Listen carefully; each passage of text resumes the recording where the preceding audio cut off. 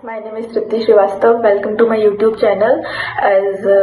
There were so many, as I have posted one video regarding English strategy, so there were so many doubts कि हम vocab को कैसे करें, हम black book को जल्दी कैसे कंप्लीट करें और हम vocab को एफिशिएंट वे में कैसे कंप्लीट करें। vocab हम लर्न करते तो हम बहुत ज्यादा जल्दी भूल जाते हैं।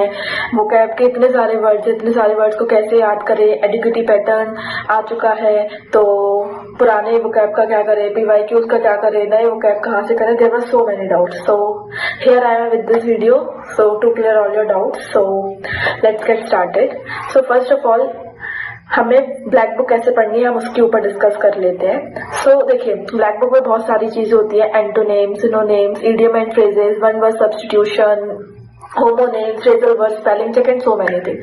तो हमें क्या करना है और क्या नहीं करना है हम उसको ध्यान देते हैं। देखिए, सबसे पहले हमें इस बात को भी दिमाग में रखना है कि हमारे पास कितना टाइम है, हम हमारे एग्जाम के लिए कितने महीने, हम किस एग्जाम को टारगेट लेके चल रहे हैं। सो ये सारी चीजें बहुत ज्यादा इंपॉर्टेंट हो जाती है। सो सबसे पहले हम बात कर लेते हैं कि अगर हमारे पास बहुत कम टाइम है, हमारा एग्जाम बहुत पास में आने वाला है, तो हमें क्या करना चाहिए। ओके, सो देखिए, सबसे ज्यादा इंपॉर्टेंट होते हैं antonyms, synonyms, idiom and phrases, one word substitution, जो कि आने ही आने हैं। तो सबसे पहले हमको इनको कवर कर लेना है। तो हम ये देख लेते हैं कि हमें इन्हें कैसे कवर करना है। तो हमारे पास जैसे मान लीजिए एक दिन है, तो हम इसमें दो चीजों को चूज करेंगे। वन इज फॉर एग्जाम्पल, मान लीजिए हम एक दिन के लिए चूज करते हैं one word substitution and idiom and phrases. तो सबसे पहले हमें किस तरीके से इनको कवर करना है। तो देखिए, बहुत सारे वर्ड्स होते हैं। वन वर्ड सब्स्टिट्यूशन हमारे पास 1500-1600 होंगे एंड इडियम एंड फ्रेजेस भी हमारे पास 1500-1600 होंगे, लेकिन हमको सारे कवर नहीं करने होते हैं। तो सबसे पहले हम क्या करेंगे कि ब्लैक बुक में ही, मैं यहाँ पे आपको फोटो में आप देख सकते हो कि top 200 antonyms, top 200 synonym, top 200 one word substitution, top 200 idiom and phrases, इस तरीके से सेक्शन होता है। तो सबसे पहले हमको उन सेक्शंस को कवर कर लेना है। That is the most important thing. जब हम सारी चीजों को उन सेक्शन से कवर कर लेंगे, फिर इसके बाद में हमें मेन पार्ट पर जाना है, जिसमें हमारे पूरे 1500-1600 वन वर्ड सब्स्टिट्यूशन या फिर इडियम एंड फ्रेजेस होंगे।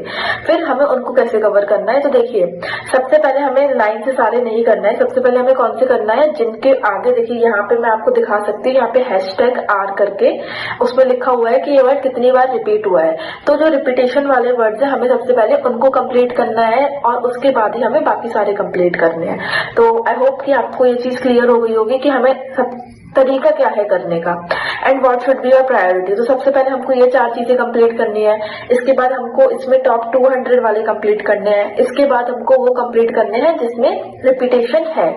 तो जब हम ये कवर कर लेंगे, इसके बाद हमें फर्दर करना है, मतलब जो बचे हुए हैं उसके बाद हमको वो भी कंप्लीट कर लेने हैं। स्पेलिंग, तो स्पेलिंग करने के बहुत सारे, मतलब स्पेलिंग बहुत सारे लोग कंफ्यूज हो जाते हैं। तो स्पेलिंग करते टाइम में कुछ रूल्स भी होते हैं, बट वो रूल्स हर बार काम नहीं करते, उसके बहुत सारे एक्सेप्शंस होते हैं। तो आपको किस तरीके से स्पेलिंग करनी चाहिए, जैसे कि कोई भी वर्ड है तो हमें उसको सेग्रीगेट कर लेना चाहिए।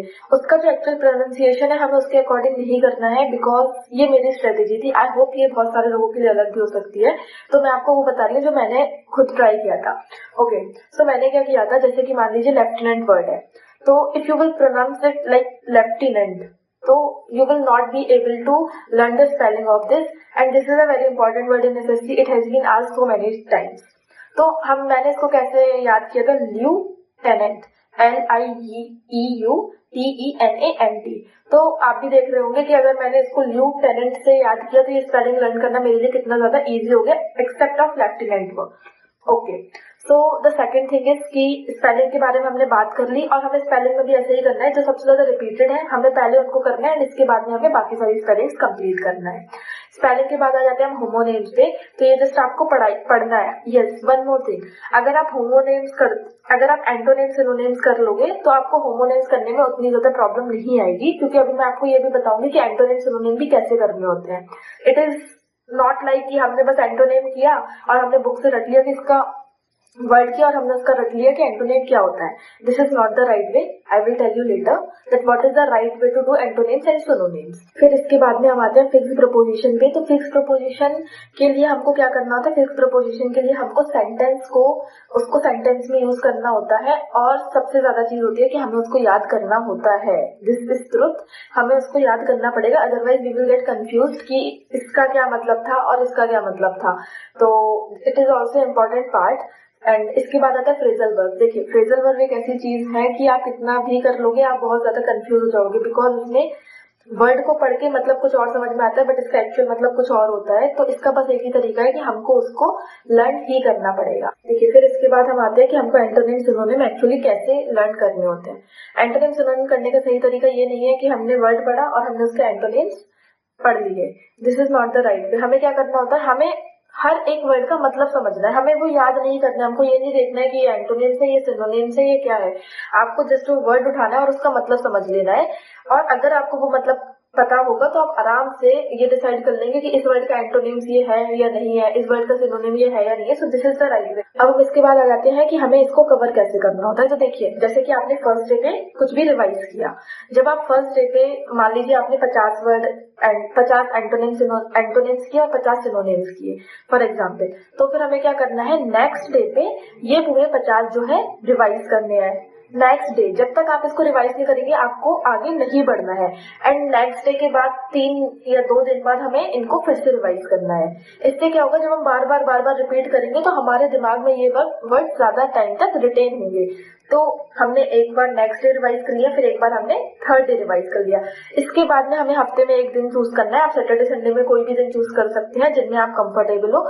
वो आपका नो वोकैब डे होना चाहिए. नो वोकैब डे का ये मतलब नहीं है कि हमको उसमें वोकैब नहीं करनी है. इसका ये मतलब है कि हमने पूरे हफ्ते में जितनी भी वोकैब करी है हमको उस पूरी वोकैब को क्या करना है? उस दिन रिवाइज करना है.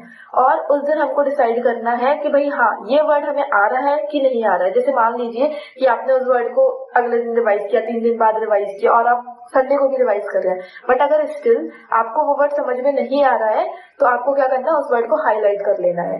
और हाईलाइट करने के साथ साथ अगर आप चाहो तो आप जो कि मैंने ट्रिक लगाई थी कि मैं उस पर्टिकुलर वर्ड को एक चिट बनाती थी और उस चिट पे लिख लेती थी. तो उससे क्या होता था ना कि मेरे पास एक हैंडी चीज आ गई है जिसको मैं बार बार पढ़ सकती हूँ. मेरे को बार बार बुक खोलने की जरूरत नहीं है.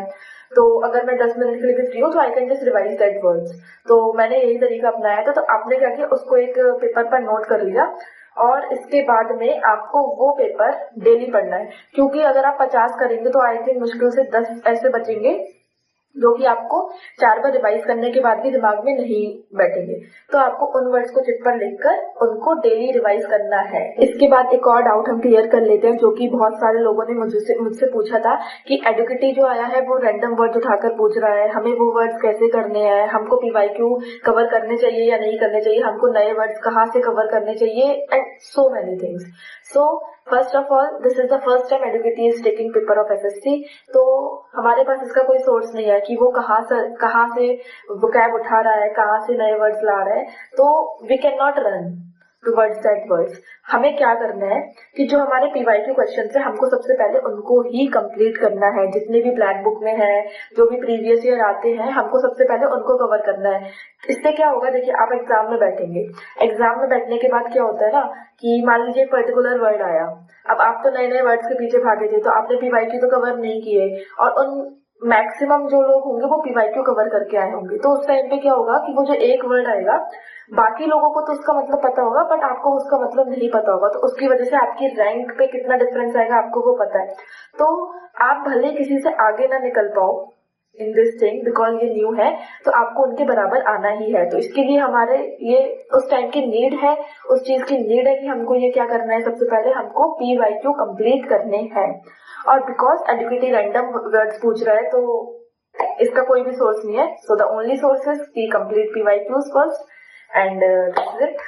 सो आई होप आपको ये वीडियो पसंद आई होगी और अगर इसके बाद भी आपका कोई डाउट होता है तो you can ask in the comment section. और इसके अलावा भी अगर आप चाहते हो कि मैं किसी और टॉपिक पर कोई लॉन्ग वीडियो लेकर आऊँ तो please comment.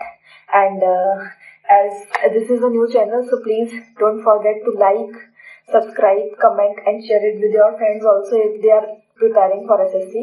Overall, thank you so much guys.